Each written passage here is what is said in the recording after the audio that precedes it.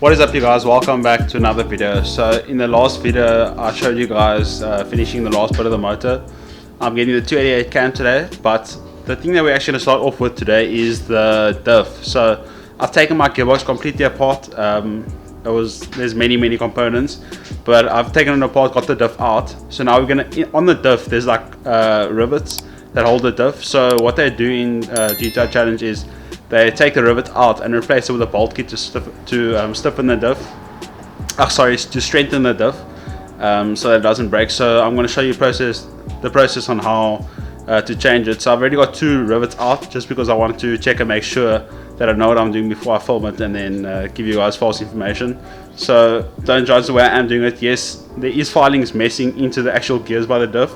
We are going to wash it before doing anything with the diff, so it's not going to mess up anything there. So I'm just letting you guys know that beforehand. So yeah, we're going to start it now, and then I'll show you exactly what we're going to do. So as you can see, this is the diff now. So originally what comes with it are these rivets, and you can see I've already taken 2 of them out. So then once these are drilled out, you replace with the bolt kit. These are what the bolts look like. So these are a lot stronger than the rivets from obviously what I've been told. And then it just has a nut on the other side of it. So yeah, it's like pretty basic and stuff. The bolt kit wasn't too expensive either.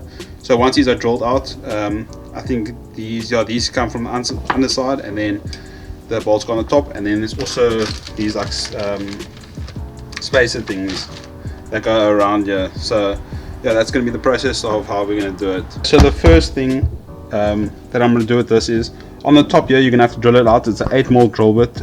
It's exactly what they said to use on the internet. Then you go straight down until it's practically past the point of the actual like the actual bottom here, so that when you hit it off, then the top of the rivet falls out, and then you use a bolt and you knock the rest out, and then the side will come out. So I'll show you step by step. One thing is, make sure to do is put oil on the actual on the drill bit.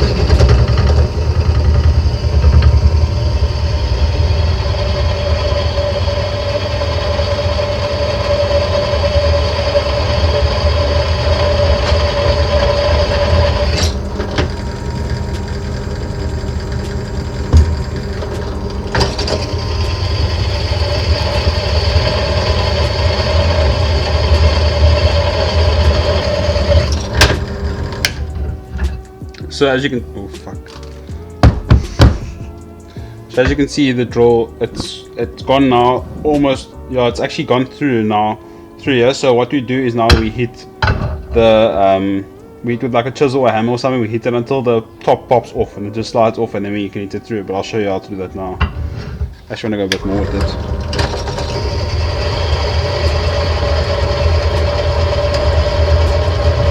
So what I have now is just a chisel and a hammer, and then you just hit this thing, the rivet, enough times until it actually slides off.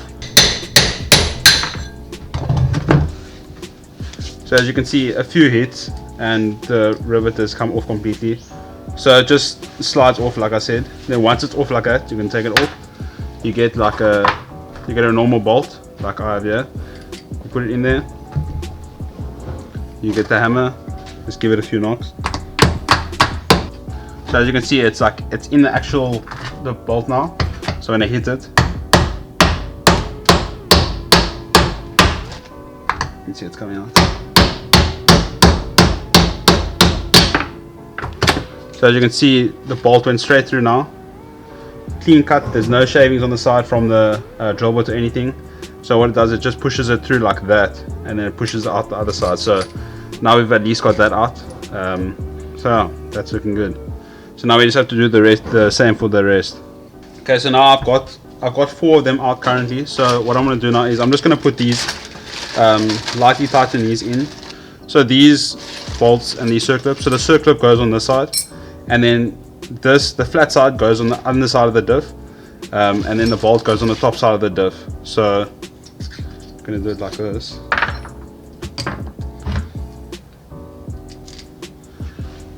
So these actually have a thread on it, so these are meant to get like press in or hit in or whatever. So I'm just going to put it in and then hammer it lightly, and then we'll make a thread, and then we can do the rest.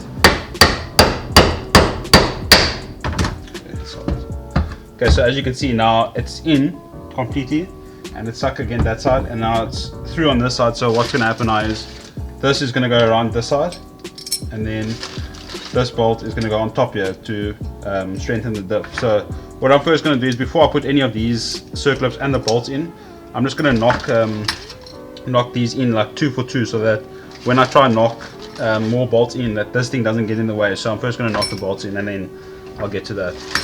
So we've torqued everything now to 45 Newton meters for all the bolts, and this is exactly what it looks like, all knocked in. And then like we have these clips here, I'm guessing are like safeties or something. So yeah, that's the bolt kit done for this diff. Now I can send it in to get it put back together, because I took the box apart, but I know that I'm not capable of putting it together. So yeah, I'm going to send it in and get it sorted. I'm just going to clean it up to get all the filings out of it. So yeah. What is up, you guys? So it's another day on the race car. I fetched the motor yesterday, so I have the motor here. I've just done the cam timing on it actually, but what I'm actually going to do now is put the new clutch and flywheel on, and I actually want to show you guys how to do it, just so that if anybody ever wonders how to change the clutch and stuff, you can see exactly step by step how to do it. The flywheel has been skimmed and it is a brand new clutch, so yeah, I'm going to show you step by step how to do it. I've Chase here to help me as well with it, so let's get into it. Huh? Yeah.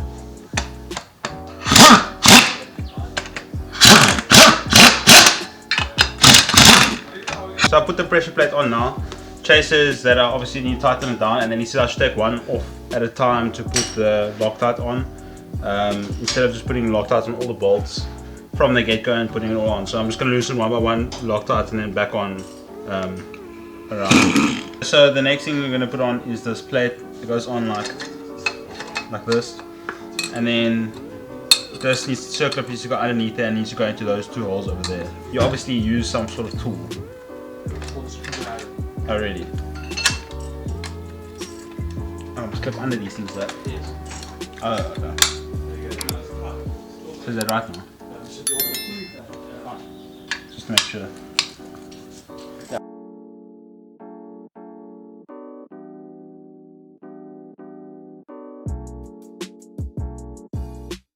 I put the flywheel on now.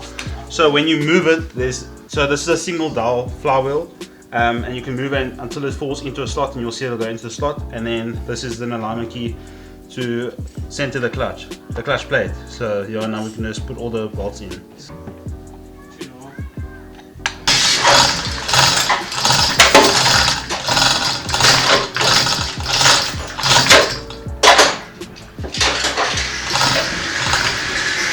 So there you have it, guys. The motor is officially in. It is running the short intake, and I'm not running the 2-litre 8-valve tapper cover. Reasoning for this is because on the breather I broke it and I need to get one, so I've just put this on for the time being. We've already done the cam timing, got a new cam bolt. We've also have a 288 funnel under cam in it. So yeah, the motor's in, the new clutch is on, the flywheel has been skimmed, that's on as well. The pressure plate's in, everything's done there. So now we're just waiting for the gearbox to get done, and then that'll be this week. Then we'll put the gearbox and everything in, linkages on, get some gears in the car, and yeah, put the radiator in, put the rest of the stuff in, and then we can I'll get the car wired up and whatnot. So yeah, that's where we are today. What's up, you guys? So just a little update from the previous segment. So I worked on the car this entire week, actually 2 weeks I've worked on the car, and I actually haven't filmed any of it because I've been so focused on trying to get the car done that I actually didn't film anything. So I'm going to run you through what I've done, and show you step by step of what I have done, just so you can see. So I'm going to be behind the camera and then just point and talk to what I've done, to what I have done on the car so far. So okay, so first things first, I've got the radiator, I've got all the plumbing done. The car has water, so that I have completed. I've done all the fuel lines with the fuel pump that's in the back of the car. I have not got a fuel filter on yet, so I must do that. I just put it on so I know where everything goes. I have got a 288 Estas van Linde cam in here with my vernier gear. We had done the timing, that's all done. There is oil in the motor, that's done. The alternator is on. So there's one issue that we've ran into. So this distributor is actually for a carb motor. So it's got 4 windows here, and a vacuum, where the fuel injection one, if I'm not mistaken, has one window, which is a sensor that goes to the Dictator, and then no vacuum. I might be incorrect, but it's something like that. I just know that this is wrong, so we have to get another distributor for this car. So that's in. So the biggest thing that I've done so far on this car is I have wired up my Dictator completely. So I got the Dictator, and then I got a loom from Robbie Ferrari, and then I wired up this entire car all by myself. I just looked at diagrams and tried to figure it out. So everything is wired up. As you can see, like the TPS is done, the injectors are done, the coils done, everything that I can think of is done. When it comes to Dictator wiring, there's obviously cables left, but that's for like other cars and stuff. So that's all complete, like officially complete. The fan is wired up, like as you can see, everything runs here, but I'm not going to run these on here. I'm going to run it onto the starter, but the thing is I don't have a starter at the moment. So in order to start this car, everything's together. I just need a starter motor and I need a distributor, and then we can give it a start up. So that's all that we actually have to do to get this car started. I have put oil in the box as well. Oil in the motor is already done. I can't find my speedo drive that goes over there. I need to get one so that obviously it blocks that hole. But yeah, that's practically my oil pressure gauge is in, my mechanical one. Like I said, all the plumbing's done, the wiring's done, the TP100, like everything is done. Also, the next thing is the kill switch. So the kill switch, we need two of them. So we need one outside the car, and then we need one inside the car, and I'm running over there. So this is for if you had to crash the car, then a marshal can switch it off, and then the ones for the inside of the car that you personally can switch it off. It cuts the power completely, everything on the car will switch off.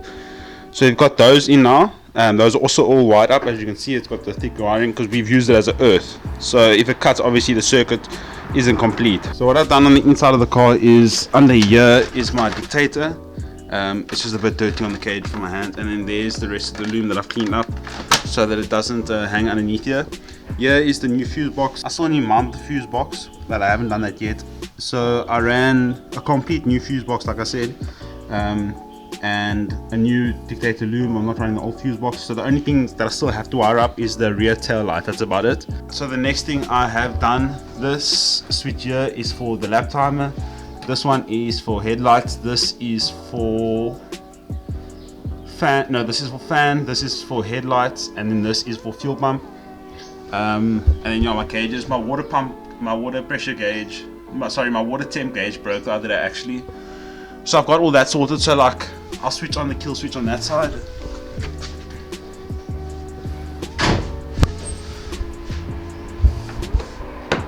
So the kill switch is on that side. Now if I switch this kill switch on, you'll hear a click. The Dictator just went on now. So you can see over here, Dictator's on there, because obviously the ignition's on now, and then everything will work. So if I switch this up and I flick it and I switch on, everything goes on and switches off with the switch. You can hear the fan going, the fuel pump going, and then this is for front headlights. So yeah, everything is sorted, and then when you switch it off, we just turn it and it cuts everything, and the Dictator's off. So that's how it is. I just switch off both for safety, but if you switch off one, it does cut everything. That's how it's meant to be set up. So yeah, sorry it's such a lengthy thing. I put the mirrors on the car as well. I've got that all sorted. The bolts are in the car. The car's coming together. Like, all I need now is to actually get a starter motor and a new distributor, and we can actually start the car. The map that's on the Dictator at the moment is for this motor, so as soon as that's ready, we can actually start it up. So yeah, I'm happy. Oh, another thing I forgot to mention is I have a branch, power flow branch that I got yesterday that I actually put on. I don't know if you can see through the back there. I have the branch on there, so that's also another step closer to getting this whole car done. So here's just a look from this side of the car. Like I said, the mirrors are on. All the switches. I wish that gauge didn't break, but it unfortunately did. So I have to get another water temp gauge, and then I need to take the top mount to Byron from Under Edge Rubber Supplies, because he wants to do poly mounts for the top mounts.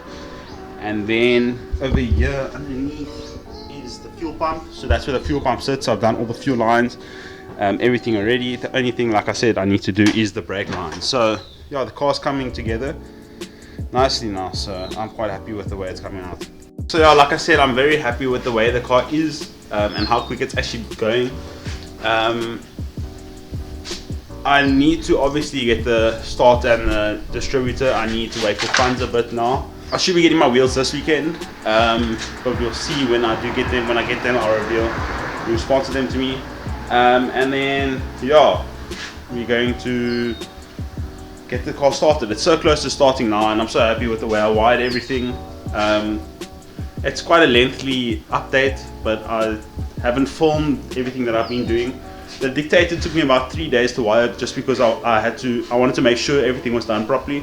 So I had to keep looking at the diagram, obviously, and then get clips and whatnot. So I know that that's wired 100% now according to the diagram. And I know the fan's wired and everything's wired up now. It's just the starter motor literally, and then change the distributor, and then we can start it. Like, I have oil in the motor, everything. So, and I'm happy with that 288 cam. Like, I can't wait to hear what it sounds like. We are going to start without the full exhaust, but there will be a branch on, so it will be loud, but it's fine.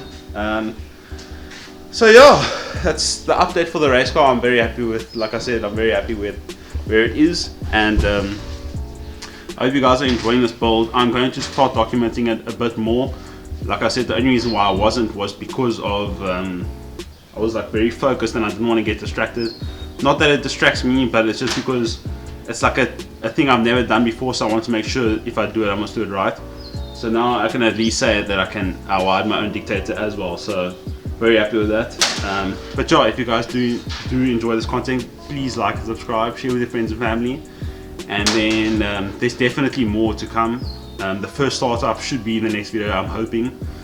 If not, then it actually should be in the next update video, will be the startup. So yeah, I hope you guys enjoy it, and excited to see you guys soon. Please subscribe, let's get to 3,000 subscribers. Cheers.